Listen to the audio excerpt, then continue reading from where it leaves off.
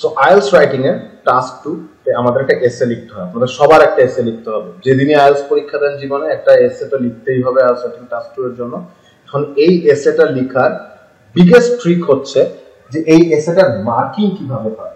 এই এসেটার মার্কিং হচ্ছে 4টা ক্রাইটেরিয়াতে হয়। যে আইএলস এর এক্সামিনার যে আপনার স্ক্রিপ্ট চেক করবে সে 4টা ওয়েতে আপনার মার্কস অ্যালোকেট করবে আপনাকে। যার নাম্বার 1 হচ্ছে টাস্ক রেসপন্স। টাস্ক রেসপন্স কি? খুব শুদ্ধ ভাষায় আপনাকে যে কাজটা করতে দেওয়া হয়েছে ওই কাজটা আপনাকে করতে হবে।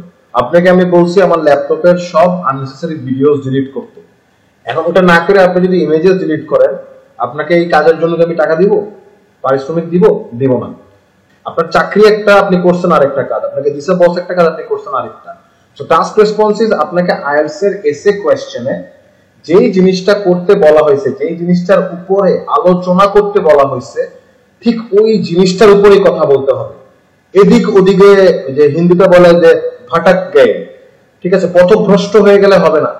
যেই পথে আপনাকে চলতে বলা হয়েছে ওই পথে আপনাকে চলতে হবে। আদারওয়াইজ আপনি 25% যে মার্কস আছে আইএলটিএস রাইটিং টাস্ক 2 এর, ওখান থেকে আপনার মার্কস কাটা যাবে, right? And this is the easiest 25%। আপনি আজকে আপনার রাইটিং খুব খারাপ হতে পারে ইংলিশে, ডাজন্ট ম্যাটার। আপনি যদি ঠিকমতো কোয়েশ্চেন পড়ে বুঝে লেখার হ্যাবিট করে ফেলতে পারেন আজকে থেকে, আপনার এই 25% কনফার্ম। দ্যাট ইজ 9 এর মধ্যে 2.25, ঠিক আছে, 6 এর মধ্যে 1.5। রাইটিং টাস্ক 2 6 থাকে, আইএলটিএস রাইটিং এর 9 এর 6 মার্কস থাকে, টাস্ক 2 এর ওই 6 এর 1.5, দ্যাট ইজ 25% আপনার সিকিউরড হয়ে যাবে তখনই যখন আপনার টাস্ক রেসপন্স যেটা করতে বলা হয়েছে ওইটা আপনি করবেন। এত ইজি। এরপরে আসে লেক্সিক্যাল রিসোর্সেস। লেক্সিক্যাল রিসোর্সেস কি? লেক্সিক্যাল রিসোর্সেস হচ্ছে আপনার ভোকাবুলারি রেঞ্জ এবং অ্যাকুরেসি। এখানে অনেক মানুষ আছেন যারা হচ্ছে হয়তো ভাবতেছেন যে আমার ভোকাবুলারি ভালো না, আমি ইনাফ ইংলিশ ওয়ার্ডস পারি না। আপনাদের জন্য একটা গুড নিউজ আছে, একটা ব্যাড নিউজ। গুড নিউজটা হচ্ছে যে রেঞ্জ যদি খুব ভালো নাও থাকে, সেটা একদম মানে খুব ট্রমাটাইজিং বা মেরে ফেলার মতো কোনো হুমকি না আইএলটিএস রাইটিং টাস্ক 2 তে। কেন? Because accuracy is more important than range. এইটা একটা মিথ। আপনি প্রচুর দেখবেন মার্কেটে একটা মিথ আছে, হাজার হাজার ইংরেজি শব্দ শিখো তাহলে আইএলটিএস রাইটিং হবে অনেক ভালো। রং। কেন?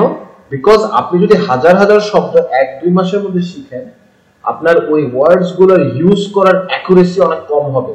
কথাটা অলওয়েজ, এই জিনিসটা অলওয়েজ মাথায় রাখবেন যে আমি এই জিনিসটা বলছিলাম, বিকজ আপনি রিয়েলাইজ করবেন এটা লাইফে যে যখনই আপনি 10 দিন 15 দিনের মধ্যে 200 300 500 ওয়ার্ড শিখেন বা শেখার একটা এফোর্ট দেন, অলওয়েজ মাথায় রাখবেন যে ওই ওয়ার্ডস গুলো আপনি এখন 10-15 দিন পরে যখন ইউজ করতে বসবেন, you will not be able to use them precisely, মানে অ্যাকুরেটলি। মানে আমি একদম সুনির্দিষ্ট যেই জায়গায় এই ওয়ার্ডটা ইউজ করা দরকার ওখানে না করে আমি হয়তো ফ্যাশনেবলি, রাইট, ওভার ইউজ করে ফেলবো, রাইট? সো এইটা আইএলটিএস এ মোর রিস্কি। আপনি যদি রং কোনো ওয়ার্ড ইউজ করেন কোনো জায়গায়, রাইট, তখন আপনার অ্যাকুরেসিতে মার্কস যাবে। অ্যাকুরেসি এবং রেঞ্জের ইকুয়াল মার্কস নাই ভোকাবুলারিতে। অ্যাকুরেসির উপরে বেশি ফোকাস করা হয় 25%। সো আপনি যে ইংলিশ ওয়ার্ডগুলো ইউজ করেন 250-300 ওয়ার্ডের এসেতে, চেষ্টা করতে হবে ওয়ার্ডগুলো যেন ঠিক হয়। মানে সাপোজ আপনি রাস্তায় হাঁটতেছেন, আপনি দেখবেন একটা পাখি উড়ে গেল আপনার মাথার উপর দিয়ে, এটাকে আপনি বলবেন the bird flu right over my head. The bird flu right over my head. যে ফ্লুটা আমি কিন্তু উচ্চারণ করছি ফ্লু এর মতো, আমরা ভাইরাসের ফ্লু বলি না, অনেকে ফ্লু বলে। আমি খুব অবাক হয়ে যাই যখন আমি দেখি ফেসবুকে অ্যাডভার্টাইজমেন্টে আইএলটিএস এর ইনস্ট্রাক্টর বলতেছে যে flu over my head. What is flu man?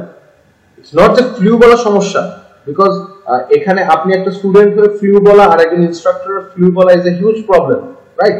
So the right way to use the word is flew, ঠিক আছে? So the bird flew over my head, এইটাকে এখন যদি আপনি বলতে যান the bird skyrocketed over my head, ঠিক আছে, অথবা the bird plummeted over my head, ওয়ার্ডগুলো কিন্তু খুব সুন্দর, মিনিংও কিন্তু একটা কিছু যেটা উপরে যাচ্ছে এরকম, রাইট? But not appropriate. এখানে ফ্লু ওয়ার্ডটা ইউজ করতে হবে আপনাকে, কারণ উড়ে গেছে আপনার মাথার উপর থেকে। ও তো আপনার মানুষ না যে ও প্লামেট করবে, ওর টাকা পয়সা ইনকাম প্লামেট করছে। যখন কারো ইনকাম অনেক উপরে যায় উপরে উঠে যায়, কেউ হয়তো 25,000 টাকা ইনকাম করতো, তার ইনকাম 1 লাখ হয়ে গেল, বা কোনোটা স্টকের দাম শেয়ারের দাম 20 টাকা ছিল, ওটা 50 টাকা হয়ে গেছে, তখন প্লামেট ওয়ার্ডটা ইউজ করতে হয়, PLUMMET। বাট একটা পাখিও আপনার মাথার উপর থেকে উড়ে চলে গেছে, এখানে আপনি কেন প্লামেট ইউজ করবেন? এখানে তো ফ্লু ইউজ করবেন, রাইট? সো এই অ্যাকুরেসিটা হচ্ছে এই ব্যাপার, যেখানে যে শব্দটা অ্যাপ্রোপ্রিয়েট ওইটাই ইউজ করেন। আর এটা করার সব থেকে শর্টকাট কি? সিম্পল ওয়ার্ডস ইউজ করেন, রাইট? সিম্পল ওয়ার্ডস বলতে যদি আপনি বলেন ভাই সিম্পল ওয়ার্ড ইউজ করবো বলতে কি আমি ইট, রাইট, রং, ওয়েন্ট, গো, অ্যাওয়ে এগুলো ওয়ার্ড ইউজ করব না। আমি আগেও বলছি vocabulary যদি বেসিক ইমপ্রুভ করতে চান, you have an option. I have dropped vocabulary 3 vocabulary files on our folder. vocabulary day 1, day 2, day 3 নামে করা আছে। You can take your time, নিজের জন্য 1-2 মাস অ্যালোকেট করেন, প্রত্যেকদিন একটা একটা করে ফাইল খুলবেন, 5টা করে ওয়ার্ড ভালোমতো স্টাডি করবেন। ওখানে ওয়ার্ড আছে, ওয়ার্ডের মিনিং আছে, সিনোনিম আছে, মেক সেন্টেন্স আছে, কি পার্টস অফ স্পিচ ওইটা ওই ওয়ার্ডটা ওইটাও আছে। সো ওই বেসিক ইংলিশ আইএলটিএস এর ইংলিশ ওয়ার্ডস গুলো ওই 3টা ফাইলেই আছে। আপনি ওই 3টা ফাইলের সবগুলো ইংলিশ ওয়ার্ড ভালোমতো রপ্ত করে ফেলেন, আপনার জন্য কোনো প্রবলেম থাকবে না বেসিক সিম্পল ইংলিশ ওয়ার্ডস ইউজ করার জন্য, ঠিক আছে? সো 10 বছরে 1000 10,000 কঠিন ইংলিশ ওয়ার্ড যে শিখছে তার টাইপের ওয়ার্ড আপনার ইউজ করার দরকার নেই। আপনি এই ওয়ার্ডস গুলো ইউজ করেন না, এই 150-200 নতুন ওয়ার্ডই নিয়ে আসেন না নিজের ডিকশনারিতে, রাইট? আচ্ছা, তো এগুলো করলে আপনার ভোকাবুলারির অ্যাকুরেসি রেঞ্জ কভারড হয়ে যাবে। আপনার 25 পাওয়ার দরকার নাই, রাইট? আপনি 25 15 পান ভাই, সমস্যা নাই। আপনি টাস্ক রেসপন্স, কোহেশন, কোহেরেন্সের ফুল মার্ক তুলেন। আপনি গ্রামার আর ভোকাবুলারিতে 60% করে তুলেন না, সমস্যা নেই, রাইট? ওইগুলোতে 100%, এইগুলোতে 60, সো আপনি এভারেজে 80% পাচ্ছেন, রাইট? সো এইটা হলে আপনি দেখেন আইএলটিএস রাইটিং এর 9 এ এমনি 80% অফ 9 is 7.2। তো আপনি চিন্তা করেন আপনার যদি টাস্ক রেসপন্স আর কোহেরেন্সে ফুল মার্কস থাকে, গ্রামার আর লেক্সিক্যাল রিসোর্সেস 60% করেও থাকে, 25-15 করেও থাকে, স্টিল আপনি রাইটিং এ 7 পাইছেন। That's how easy it is actually. আর মানুষ স্টিল হাজার হাজার কোটি কোটি ইংলিশ ওয়ার্ড শিখতে হবে, টিকটকে ভিডিও দেখতে হবে যেখানে এই যে স্পন্টেনিয়াস টাইপের ওয়ার্ড থাকবে, সিমালটেনিয়াস টাইপের ওয়ার্ড থাকবে, পারস্পিরেশন টাইপের ওয়ার্ড থাকবে, শিখবে, রং জায়গায় অ্যাপ্লাই করবে। Don't do that. গ্রামারের ক্ষেত্রে গ্রামারের 25% হাফ হচ্ছে রেঞ্জ, হাফ অ্যাকুরেসি।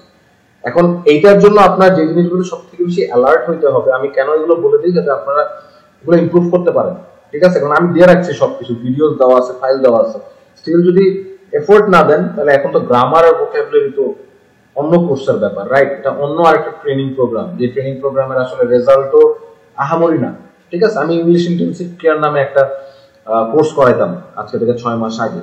যারা স্কুলের পেজ তখন অনেক ছোট ছিল আমাদের পেজ, তখন যারা ফলো করছেন, তখন আমাদের 6টার মতো ব্যাচ ছিল ইংলিশ ইন্টেনসিভ কেয়ার। ওখানে আমরা গ্রামার, ভোকাবুলারি, পাংচুয়েশন, প্রোনাউন্সিয়েশন এই 4টা জিনিস নাম দিয়ে আমরা কোর্স করাতাম।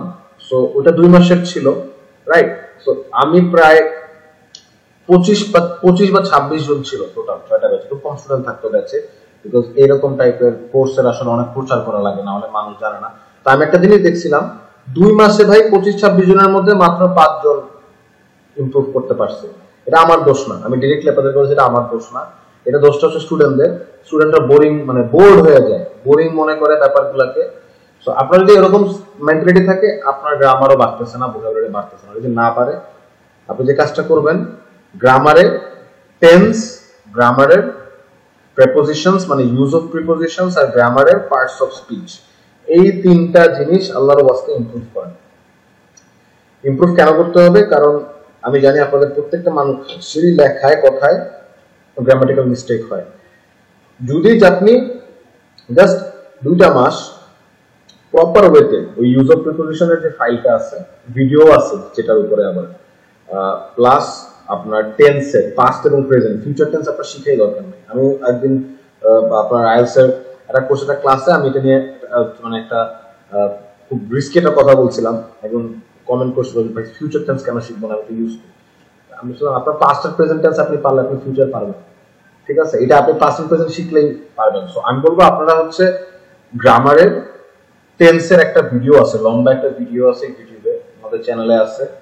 তো ওটা যদি লিংক লাগে আপনি ওইটা লিংকটা চ্যানেলে গেলেই পাবেন, শেয়ার করেন গ্রুপে। ওখানে টেন্সের উপরে প্রায় 1.5 ঘন্টার একটা ভিডিও আছে।